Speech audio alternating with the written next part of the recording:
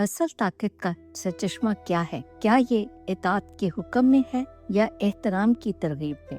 Saadi ہمیں بادشاہوں اور درویشوں کے زمانے میں لے جاتے ہیں جہاں اس سوال کا جواب ملتا ہے۔ ایک ایسے دور میں جب بادشاہ حکومت کرتے اور رعایا جھکتی تھی، شکار کی مہم پر نکلا ایک بادشاہ ایک پرسکون منظر تک پہنچا۔ جنگل کے بیچوں بیچ ایک درویش گہرے مراقبے میں محو تھا۔ جب بادشاہ کا شان و شوکت والا قافلہ وہاں سے گزرا تو درویش ٹس سے مس نہ ہوا۔ اس کی آنکھیں اس تماشے سے بے نیاز بند رہیں۔ اس سے بادشاہ کی انا کو ٹھیس پہنچی۔ اس نے اپنے وزیر سے اپنی ناپسندیدگی کا اظہار کیا اور ایسے افراد کو غیر مہذب مخلوق سے تشبیہ دی جو بنیادی آداب سے محروم ہوں۔ وزیر نے بادشاہ کی طبیعت کو سمجھتے ہوئے درویش کے قریب جا کر دریافت کیا کہ جب خود بادشاہ گزر رہا تھا تو اس نے بادشاہ کا احترام کیوں نہیں کیا؟ درویش کا جواب پرسکون مگر گہرا تھا۔ اس نے وضاحت کی کہ احترام اور آداب کی توقع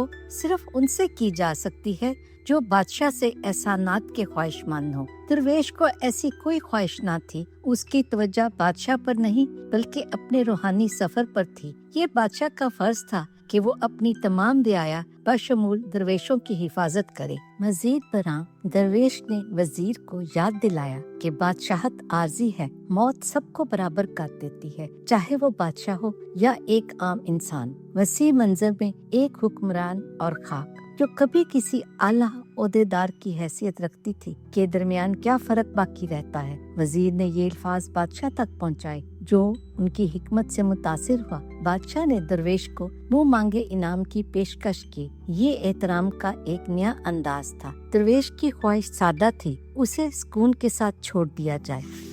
بادشاہ نے جو اب مزید سیکھنا چاہتا تھا، درویش سے رہنمائی کے لیے مشورہ مانگا۔ درویش نے اسے تلقین کی کہ اپنی حیثیت اور دولت کو نیک اعمال کے لیے استعمال کرے، کیونکہ یہی اعمال آخرت میں اس کے حقیقی ساتھی ہوں گے۔ تاج و تخت عارضی تھے، اہم وہ میراث تھی جو انسان اپنے پیچھے چھوڑتا ہے۔ بادشاہ ایک بدلے ہوئے انسان کی صورت میں اپنے محل میں واپس لوٹا۔ اس نے درویش کے الفاظ دل میں محفوظ کر لیے جو یاد دہانی تھے کہ حقیقی طاقت دوسروں پر حکمرانی میں نہیں بلکہ اپنی خواہشات پر قابو پانے اور اپنے اثر و رسوخ کو دنیا کی بھلائی کے لیے استعمال کرنے میں ہے۔ تو اصل طاقت کہاں ہے؟ درویش کی حکمت صدیوں سے گونج رہی ہے۔ یہ طاقت کے ظاہری نشانات میں نہیں بلکہ قناعت کی خاموش قوت اور بے غرض اعمال کے پائیدار اثرات میں ہے۔ چاہے ہم تاج پہنے یا سادہ راستے پر چلیں،